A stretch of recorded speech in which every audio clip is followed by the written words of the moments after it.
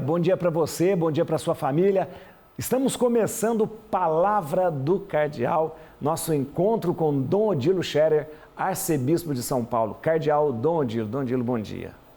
Bom dia, Padre Juarez. Bom domingo. Bom domingo para o senhor também. E para vocês todos, bom dia também. A vocês que nos acompanham aqui pela Rede Vida, é sempre bom encontrar-nos. E hoje de maneira toda especial nesse domingo, que é o domingo dedicado à Santíssima Trindade. Ainda a gente tem essas celebrações muito bonitas que se referem à Páscoa, né? A gente celebrou semana passada Pentecostes, né? E uma semana seguinte é Santíssima Trindade, né? É, um pouco a lógica da liturgia, nesse caso, é esta. Primeiro, o tempo de Páscoa, todo se referiu a Jesus Cristo, o Filho. Isso. Aí agora Pentecostes se referiu ao Espírito Santo. E a Trindade Santa, Pai, Filho e Espírito Santo. Mas é claro que, em primeiro lugar, é o Pai. Isso. E com isso a liturgia coloca 3 domingos seguidos, ou então em tempo litúrgico seguido, o mistério central da nossa fé, o mistério do nosso Deus, que é Pai, Filho e Espírito Santo, a Santíssima Trindade. Isso para nos ajudar justamente a gente ter em vista, né, qual é a base da nossa fé, nosso Deus. E toda a obra da salvação, de fato, é obra do Pai, do Filho e do Espírito Santo. O Pai que envia o Filho que realiza a obra entre os homens pela ação e pela força do Espírito Santo, e o Espírito Santo que continua, prolonga a ação da salvação do Pai e do Filho no mundo ao longo da história. Né? É uma pedagogia, né? Também uma pedagogia, né? Dom Odilo, a gente sempre tem esse momento para o Dom Odilo nos ajudar a refletir o Evangelho, porque hoje, quando a gente for à missa, a gente vai se encontrar com esse Evangelho. O Evangelho de hoje é João, capítulo 3, versículos 16 a 18. É bem curtinho, né, o Evangelho de hoje. De fato, Deus não enviou o seu Filho ao mundo para condenar o mundo, mas para que o mundo seja salvo por ele, né? Esse trecho do capítulo 3 de São João, né? É do diálogo de Jesus com Nicodemos. Aquele encontro, o primeiro dos longos diálogos que aparece no Evangelho. Tem vários, por exemplo, Jesus com a samaritana, depois tem Jesus com os fariseus, que muitas vezes aparece como um debate, né? Depois tem outros longos momentos que terminam depois com o grande momento da ceia, e a despedida, né, que nós lemos há poucos dias antes da festa de Pentecostes. Neste caso... Esse é com Nicodemos. Nós voltamos ao início do Evangelho e pegamos esse trecho porque ele se refere justamente, tem a referência ao Pai, ao Filho e ao Espírito Santo. Tanto Deus amou o mundo que ele enviou seu Filho. Todo o que nele crer não pereça, mas tenha vida. Bem, aqui fala do Pai e do Filho e o Espírito Santo. O Espírito Santo está junto, porque é obra do Pai e do Filho que se realiza mediante a ação do Espírito Santo. O Espírito Santo está sempre junto da ação do Pai e do Filho. Não são ações separadas, porque no fundo é a ação do único e mesmo Deus, que se apresenta como Pai, Filho e Espírito Santo. 3 pessoas, mas não 3 deuses, né? 3 ações, mas não separadas, que procedem do mesmo Deus, da mesma realidade divina, mesma natureza divina. É o mistério do nosso Deus, que naturalmente, do ponto de vista humano, nós podemos debater quanto quisermos, a gente não vai enquadrar totalmente dentro dos nossos conceitos humanos. Mas quem disse que Deus deve caber inteiramente dentro da nossa pequena cabecinha, né? O senhor usou 3 vezes a palavra mistério. Mistério é isso, né? Não é o que está escondido, né? É o que não conseguimos... Algo tão grande, que não conseguimos abraçar, né, de uma vez. Com a nossa limitação. Que a gente entra e é envolvido pelo mistério, pela realidade do mistério. Em vez...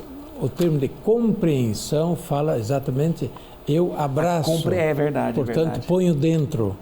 Em vez do mistério, eu sou envolvido Eu entro na realidade do mistério, compreendo, eu sinto a realidade, percebo essa realidade, mas ela não entra inteiramente em mim. Eu é que entro nela. É interessante. É como a gente estuda os conjuntos, né, na matemática, né? Aquilo que compreende aquilo que é maior, por a realidade, né, divina ser maior, não tem como caber dentro daquilo que é humano somente. Exatamente. Né? Interessante.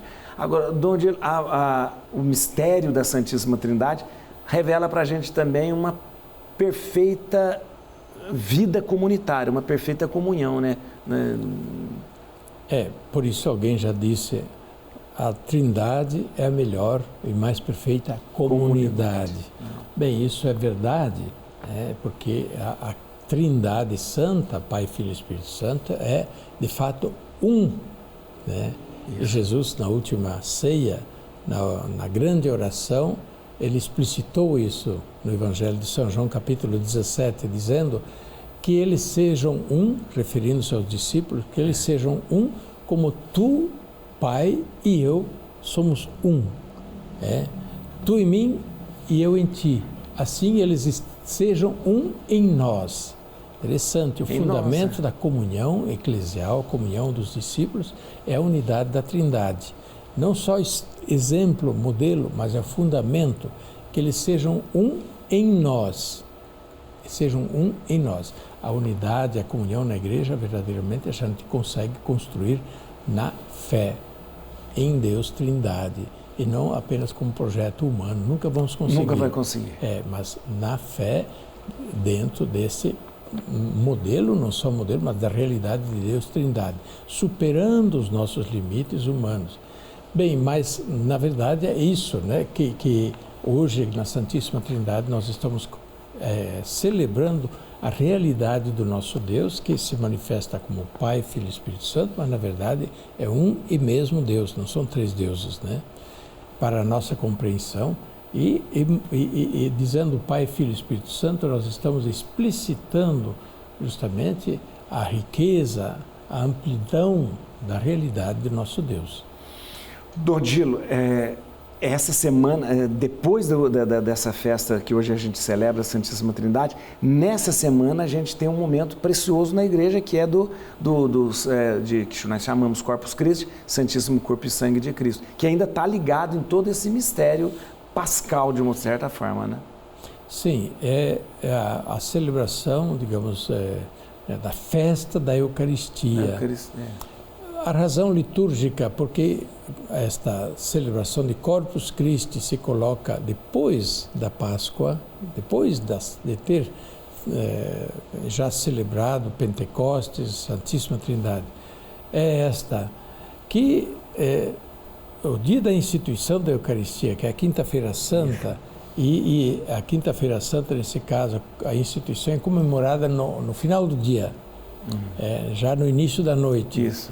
No início do Tríduo Santo, do Tríduo Pascal.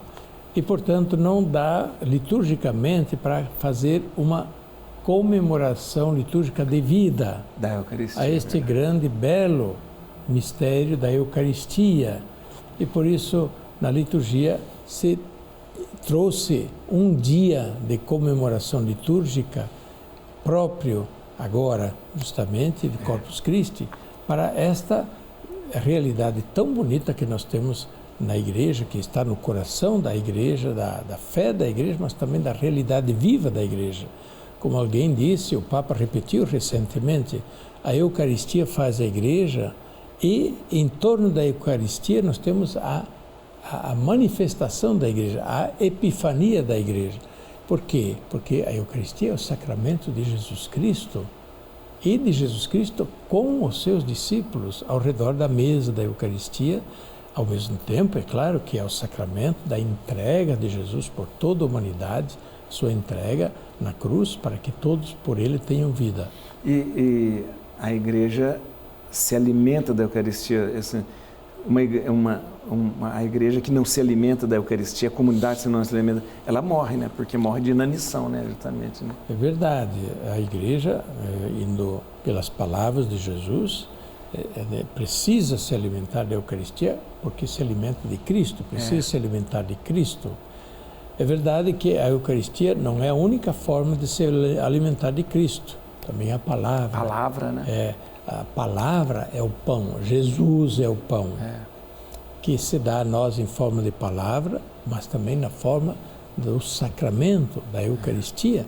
E tem outras formas em que ele se dá a nós, justamente na forma do amor fraterno, amor de caridade. Na comunidade, né? Na comunidade, na comunhão fraterna vivida na comunidade.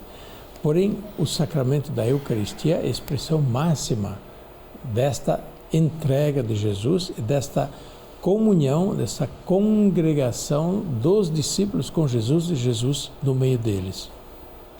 Dom Odilo, dá a bênção para a gente terminar essa semana, então, começar essa semana e terminá-la de uma forma tão bonita. Pois bem, eu quero convidar todos a participarem das procissões, da celebração de Corpus Christi na próxima quinta-feira, que em alguns lugares é feriado, nem em todos, mas aproveite onde é feriado municipal ou estadual, aproveite, vamos todo mundo para a rua para celebrar a festa de maneira bonita, é um testemunho público da nossa fé.